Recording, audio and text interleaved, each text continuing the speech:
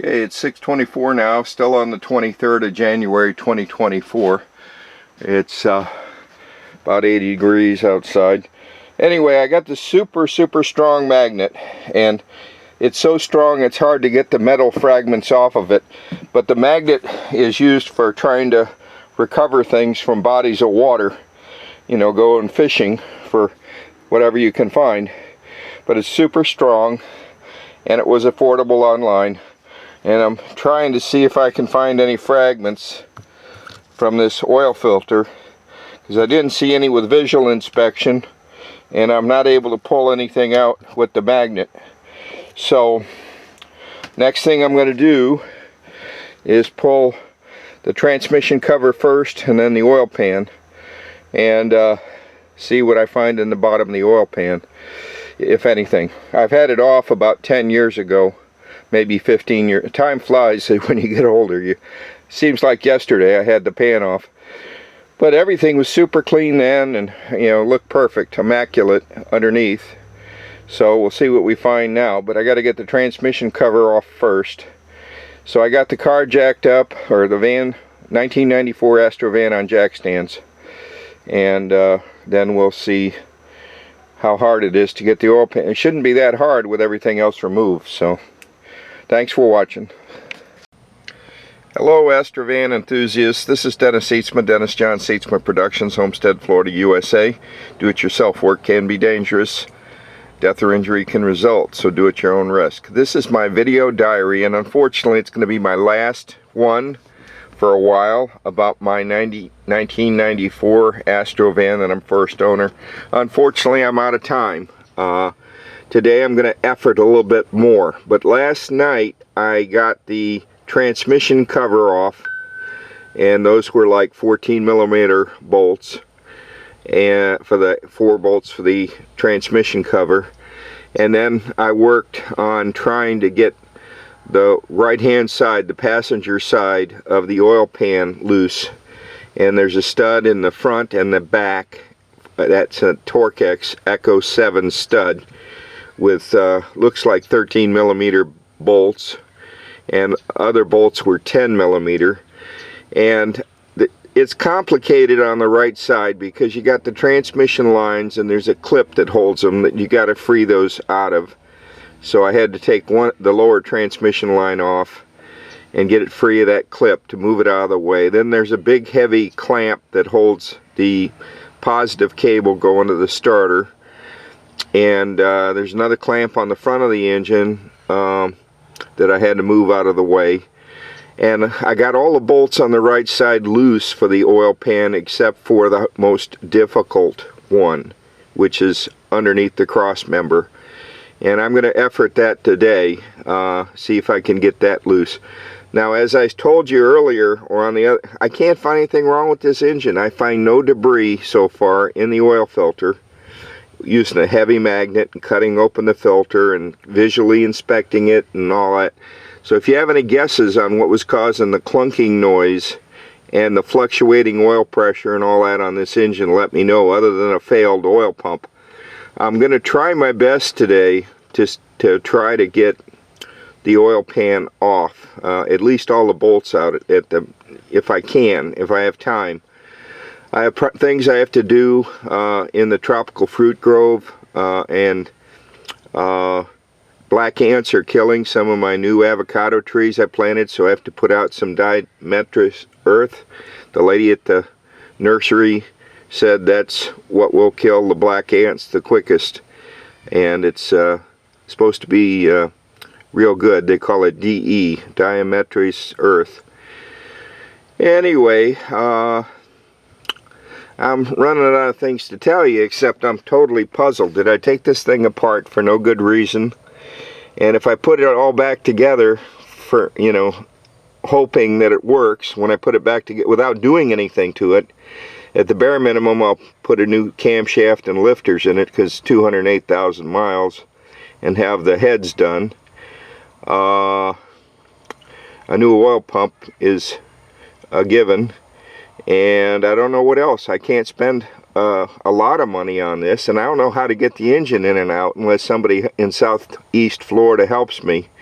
with a gantry crane, or you know, in the old days I would build a gantry crane out of lumber, but lumber is so expensive now, and paying a shop to get the subframe in and out for me and delivering it back to the property while the engine's being worked on would be expensive.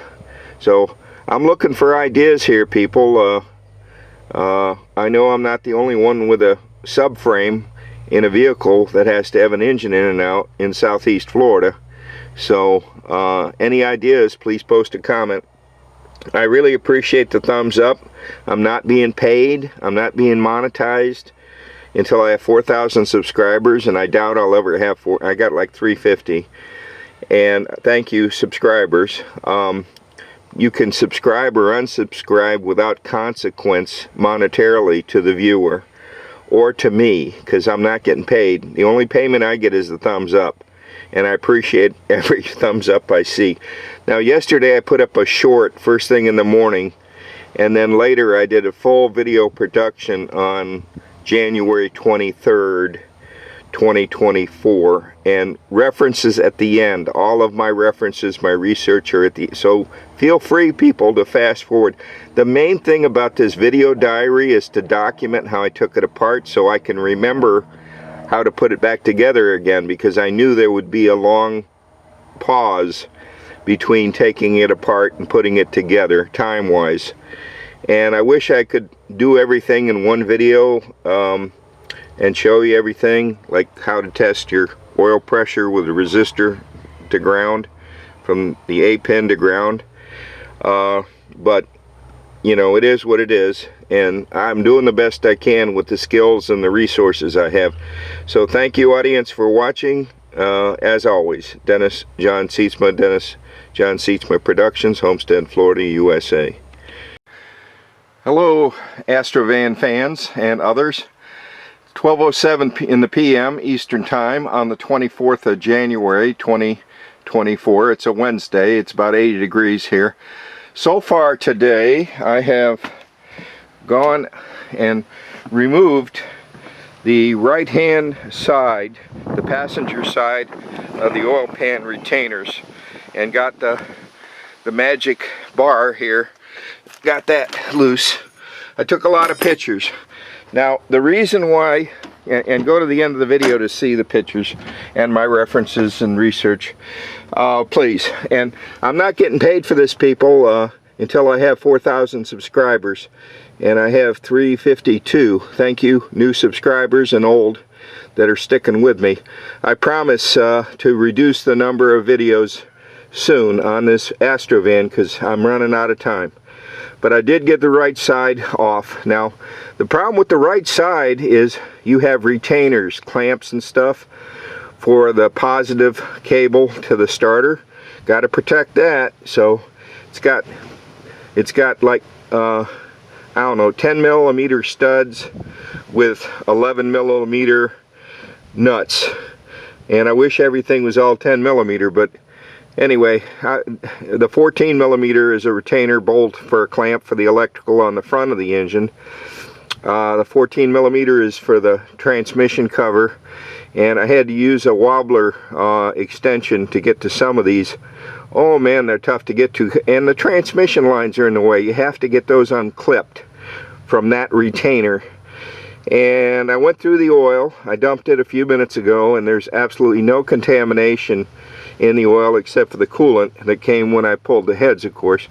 But I had to use, I really need some, I had to use this wobbler, this thing with the funky end on it, to try to get on some of these 10 and 11 millimeter. I need 11 millimeter, note to self, 11 millimeter 1/4 inch socket, and I got my 16 millimeter deep well impact. I bought that online, and I probably need a full set of 11 millimeter 1/4 inch drive sockets if I'm going to do any more of this fooling around. Putting it back together again would be nice, and a few more 10 millimeter, both 1/4 inch drive and 3/8 inch drive. So note to self, audience, as always, Thanks for watching this. I did the right side first because I knew it was miserable from the last time I did this. Left side's not so bad. So I'm going to break for lunch and clean up a little bit, organize a little bit, think a little bit, and get something in, get a little food in me. And then if it don't rain, and they said a 10% chance of rain today, it's about 80 degrees in southeast Florida on a wonderful 24th of January 2024. Cylinders look amazing, and I took real good care of this engine, so maybe all I need is an oil pump and I can put it back together, maybe, if I'm lucky and I don't find anything else wrong. But while I got it down this far, I'm going to change the camshaft and tappets. I don't know what was making the noise, people.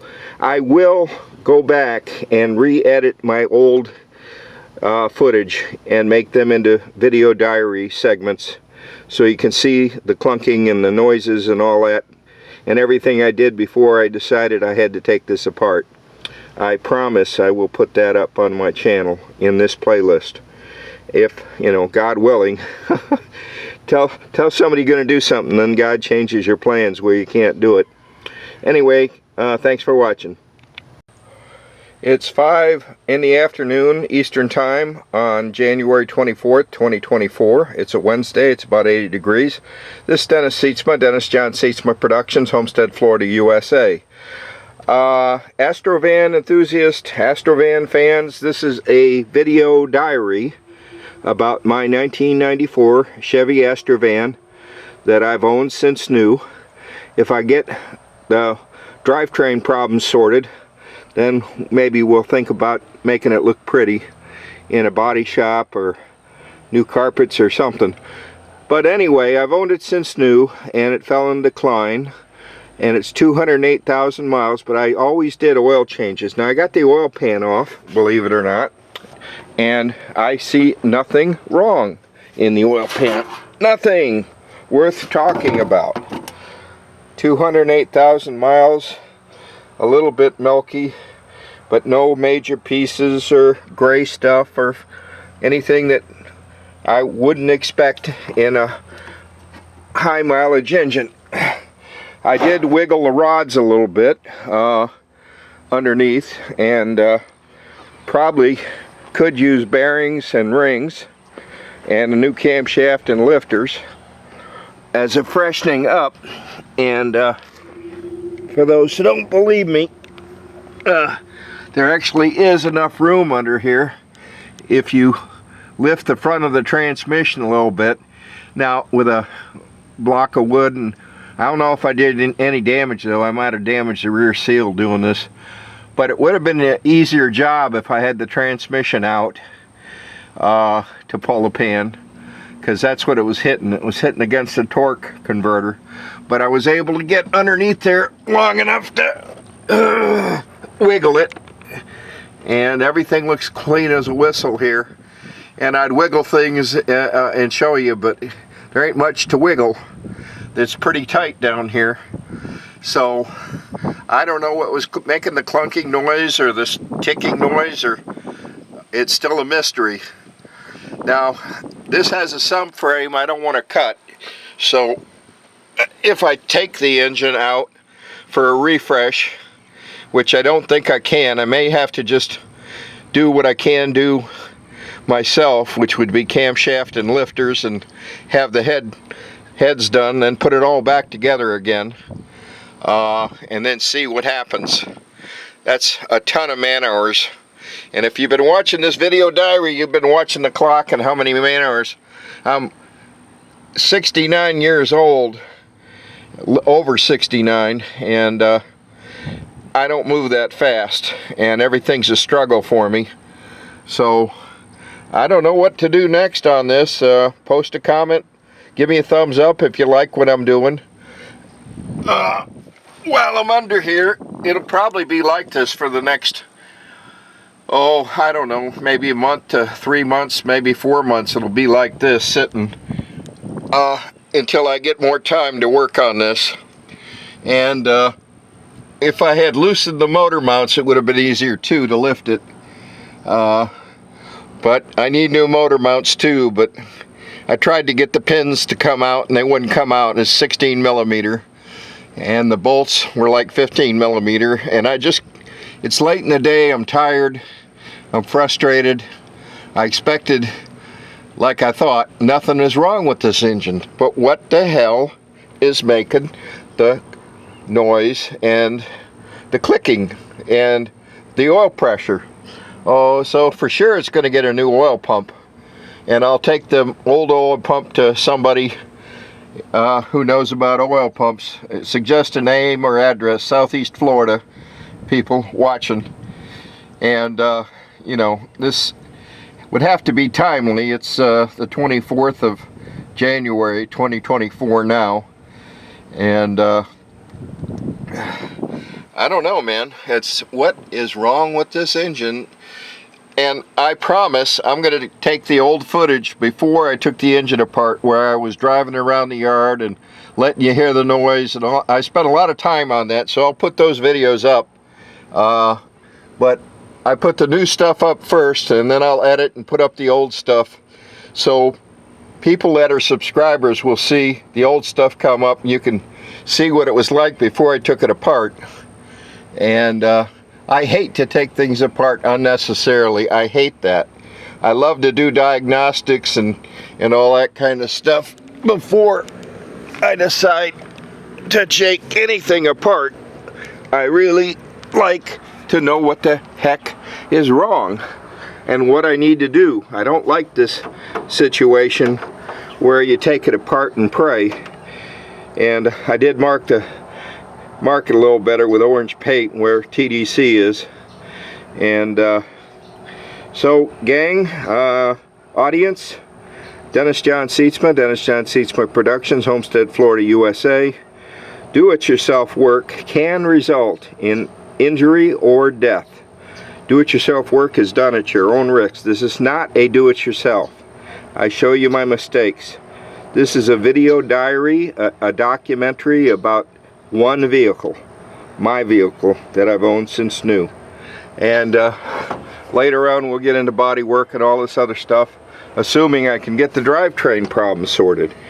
And I do have some problems with the transmission slipping in reverse, and it starts to slip a little bit in forward, but you know, maybe that's something simple like a front pump problem in the transmission, so I can check the line pressure and all that stuff when I get a engine that runs good. So this may be the last video diary for several months, so I'm trying not to burn out my audience, just give you enough to satisfy your interest. And thanks for watching.